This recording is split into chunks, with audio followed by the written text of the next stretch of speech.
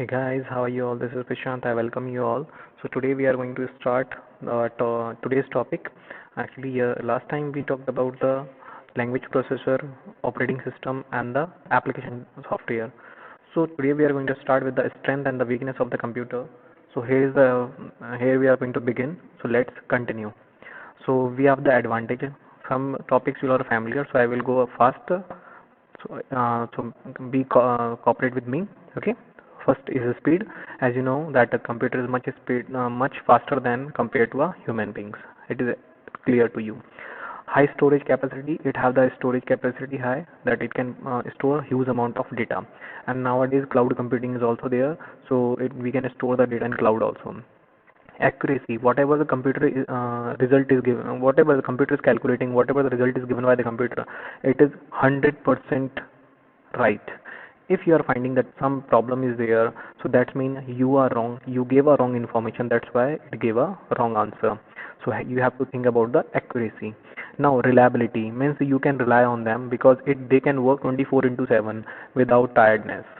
Okay, without burden. Okay, so it will means you can believe on them that they will work continuously. Versatility. So what is the versatility? Means it can do multiple jobs at the same time, multiple works. You can watch the video, you can surf the internet, you can open your files, you can listen the music, you can send mails. So many works you can do in a one go. Now we have some disadvantages are there. As we talked about the advantage, every coin have the two faces. Another one is the disadvantage.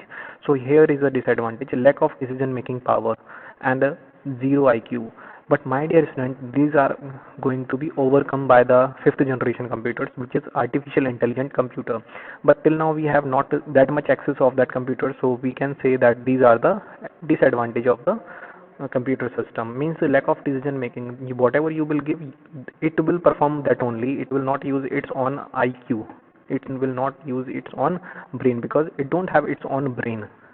Okay, zero IQ means whatever that you will give, it will give that only. Okay, whatever data you will give, it will give that information only. So I think these things are clear to you. So here we are going to talk about the evaluation of the computer devices, how the computer is developed. So first, we used to for the calculation 3000 BC, we use the abacus to calculate the things. I will focus on the particular things. The rest of the things you can read out yourself. Okay. So here is the main thing. Oh, one thing is also there. You can see what is the gap. Means here the peoples use 3000 BC and after that 1500 to 1617 just now. So means the people were not bothered about the calculation. After that, when John Napier started the work on that, then it continues. Okay, so here the main machine which I am going to talk about, it is 1822, the Babbage machine. Okay, the Babbage machine. Who is the Babbage? Charles Babbage. Charles Babbage is the father of computer. We know that. So he's known as the father of computer. So in 1822 he developed the different engine. In 1833 he gave another machine which is analytical engine. Okay, these things are, I think, clear to you. So this lady gave the program for this machine. Okay, I think now you all are familiar with the name of this lady. If you are not familiar, the name of this lady is Lady Ada Lovelace. Okay, I'm repeating again, Lady Ada Lovelace. You can find out on the internet because just now I used a small image, so you can find out on the internet that who is the Lady Ada Lovelace. She was the first programmer for the analytical engine. She developed the first program. So I think girls, you have the more potential to do the programming. Okay, after that we have the first electronic computer, Mark 1 and the ENIAC. But here I want to focus on the ENIAC because it was known as the first electronic computer. Okay, electronic numerical integrator and the computer. It used 17,500 vacuum tubes. Okay, this computer used 17,500 vacuum tubes. I will show you the what are the vacuum tubes, how how it is performing, and 7,200 diodes, and it occupies 1800 square feet area approximately, and it is approximately 10 feet high. So means it is a huge machine, huge machine. It was a huge machine. Okay. So I think these things are clear. So after that, some concept he started. Dr. John Van Neumann. He started the concept of storing the programming concept. Okay, that he started the how to store the programming. Actually, when you will give one question was asked from the NEA, when it was asked that if it was asked that what is the possibility to make a hydrogen bomb. So NEA gave the answer in 20 seconds. Okay, it gave the answer in 20 seconds. So you can imagine 20 seconds is huge. Just now, if you will give the if you will write down in the Google what is the what is the possibility to make a bomb, it will give you in a microseconds answer.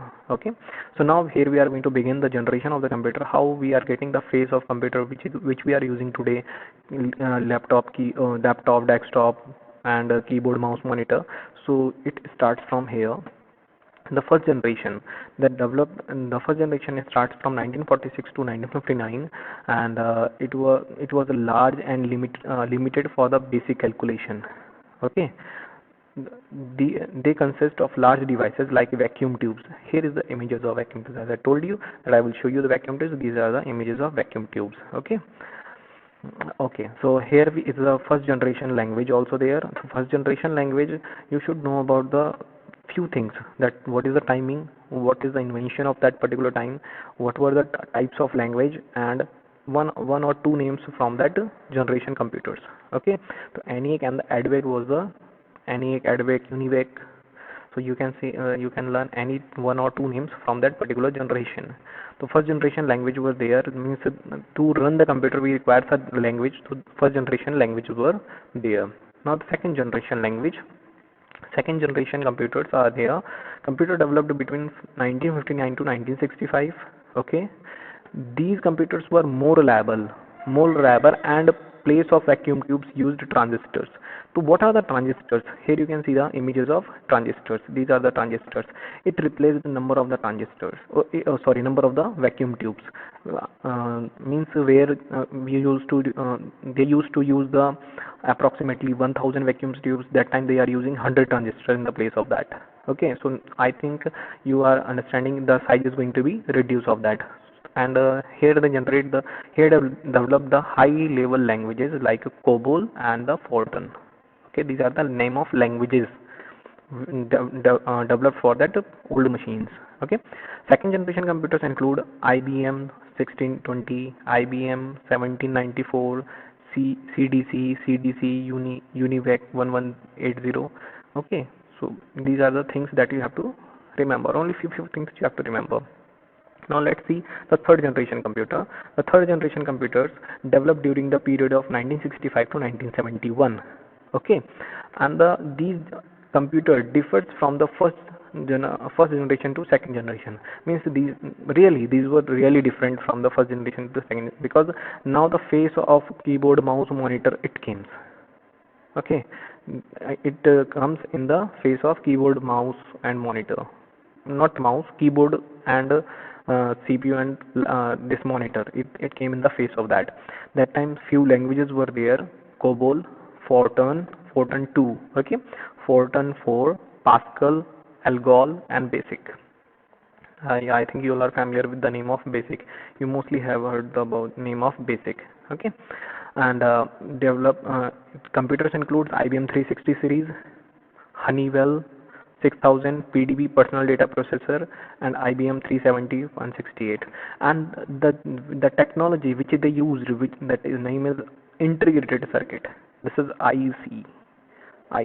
Okay, these are the images of IC. You can see it is like an insect which have many legs. Okay, so this is the third generation computer and the invention. Now the fourth generation computer. Fourth generation of the computer was between 1971 to 1980. So these computers used the VLSI, stand for very large scale integrated circuit technology. You have to learn this full form. Maybe you will get in the exam paper. So very large scale integrated circuit technology, the name of this VLSI technology. So it used, and that time they used the microprocessors. Okay, I forget to put the microprocessor image here, so I will you will get it. You can find out on the internet microprocessor image. Okay, so these are the microprocessor. It was like that only. It was a small chip and it have integrated circuits. Or here you can find out the name of the company. Intel was written because the first microprocessor was developed by the Intel only. Okay, Intel was the first company to develop the microprocessor.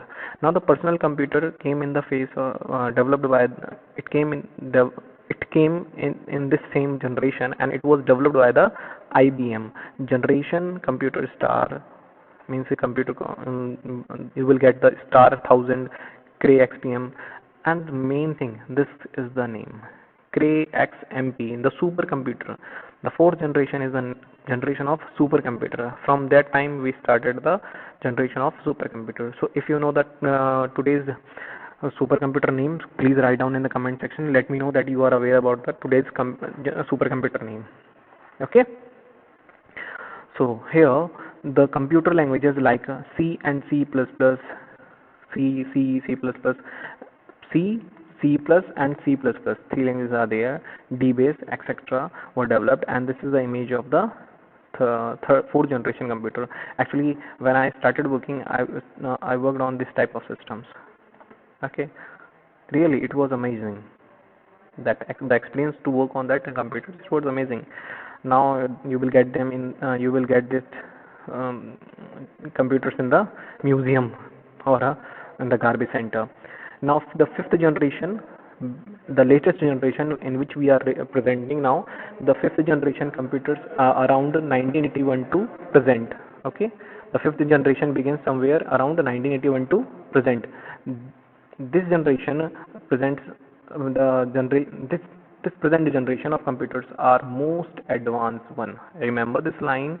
This is the present generation of computer, and it is most advanced version from the earlier generation. The languages Python, C++, Java, PHP, many languages are there which you can learn. Okay, so whatever you are looking around you, it is a fifth generation computer.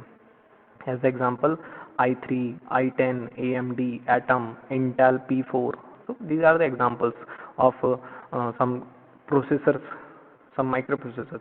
But now we are using one technology which name is artificial intelligence, AI technology.